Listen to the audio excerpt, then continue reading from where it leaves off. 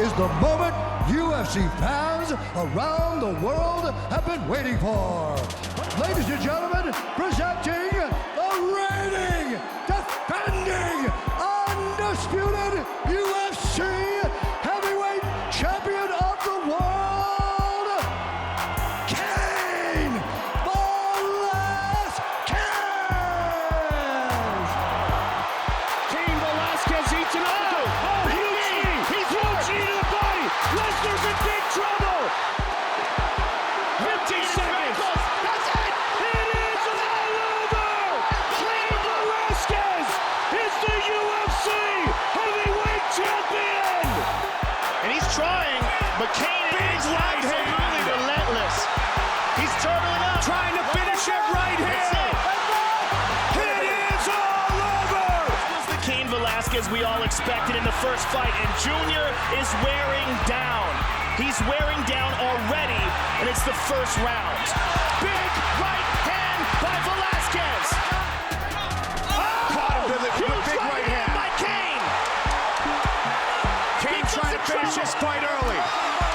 That's it. Velasquez looking for the win. And it is all over. Cain Velasquez defends his heavyweight championship. We'll shift gears and look ahead towards UFC 188 next weekend. The prelim cards coming your way on TSN at 8 p.m. Eastern Time next Saturday night, featuring Chico Camus, Henry Cejudo in flyweight action, and then the pay-per-view will kick off at 10 p.m. Eastern Time from Mexico City, all leading up to the heavyweight bout between Cain Velasquez and Fabricio Werdum to crown the undisputed heavyweight champion. And that's where we will start off with Cain Velasquez. It has been a long road for Cain Velasquez to get back to the octagon. It was October of 2013 that we last saw this man inside of the octagon, defeating Junior Dos Santos for the third time. He takes on Fabricio Werdum, who has put together some very impressive performances since that time against Travis Brown, and then most recently against Mark Hunt, which is notable because that took place in Mexico City. And Fabricio Werdum, no stranger to fighting in Mexico, and spent a long time before the Hunt fight preparing himself for the altitude in Mexico. Well, if you remember, Mark Hunt stepped in for Cain Velasquez. So you look at Cain Velasquez, and I think most people in the know call Cain Velasquez probably the pound-for-pound best fighter in the world.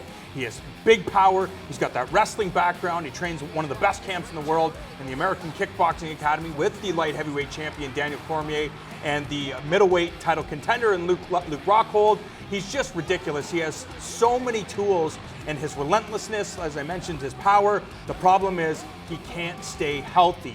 And Fabricio Werdum, he's big. We all know how good his submission game is, but he's been working diligently on his stand-up skills, which has become on par with his submission game. It's going to be a very, very tough night for Cain Velasquez if he's not physically as close to 100% as humanly possible. Yeah, think about some of the things that happened because Velasquez was injured. He has to rehab. He's not able to keep developing his skills. He's on hold. But not only that, you make a great point. Werdum last time in Mexico was prepping for Velasquez. He spent years prepping for Velasquez. He spent years focusing on Velasquez's game and trying to find answers. What I find interesting is against Hunt, he used a lot of patience with the striking to set up that flying knee off of a fake takedown. Patience and subtlety. The question I asked him was, is he going to use pressure to beat Velasquez the way that Rafael Dos Anjos used pressure to become the lightweight champion?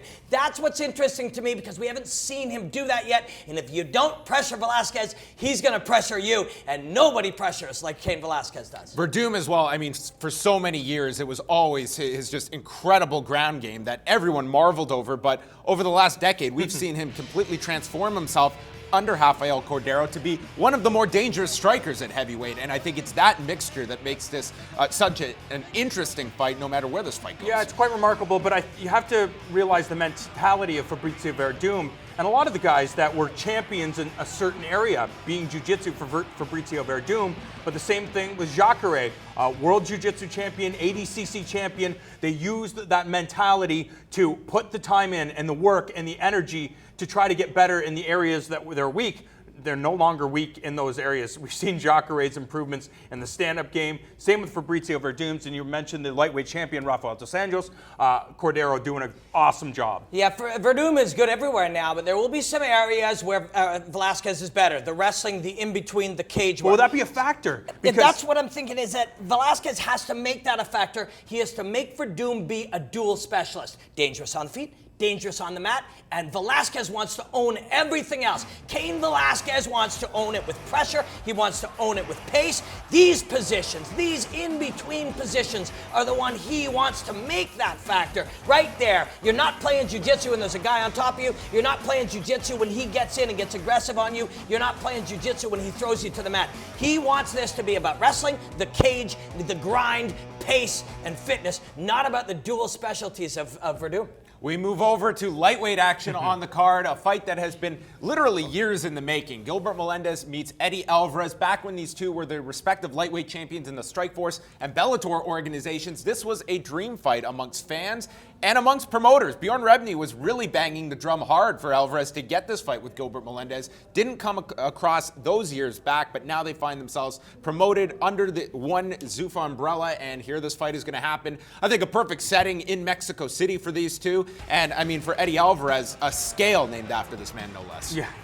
The thing about this matchup, it's very similar to the light heavyweight division with John Jones now gone, and we have Daniel Cormier, the new champion, George St Pierre out of the 170 division. That opens up, and we thought for years that Anthony Pettis would rule the 155-pound class with an iron fist. Now that he's no longer the champion, it kind of opens up this division, and you could see how Gilbert Melendez's style could present some problems for Rafael dos Anjos, but he's got to get past Eddie Alvarez, a guy that's nearly unbreakable. So Gilbert Melendez has to push a pace on Eddie Alvarez that he probably hasn't pushed before. Gilbert Melendez is a very smart guy. He's also been trying to suggest to all of us that he has some heat. He doesn't like Eddie Alvarez. Gilbert, you don't have to do that. This fight sells itself on the brilliance of the matchup. We've got two of a kind. Pollock, you mentioned the scale, the Sap Alvarez scale. Eddie Alvarez on the top range of taking risks and being able to handle damage. A guy who just lights himself up in the fire and enjoys the chaos. He can take a pounding. He's super aggressive. He will take all kinds of crazy risks. One of the most fun fighters in the world to watch.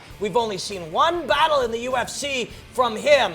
It was a great one, but I think this is the one where we're going to really see who Eddie Alvarez is. And great, you're at the top of the Sap Alvarez scale. Could have called it the Sap Melendez scale because these two guys are cut from the exact same thing. All right, we're going to be presenting lots of programming next Saturday night, 7 p.m. Eastern Time. We will have a live 1-hour pre-show getting you set for all of the fights from Mexico City. Immediately after that night's main event, tune it right back here to Fight Network for our live post-show, including the press conference that night from Mexico City.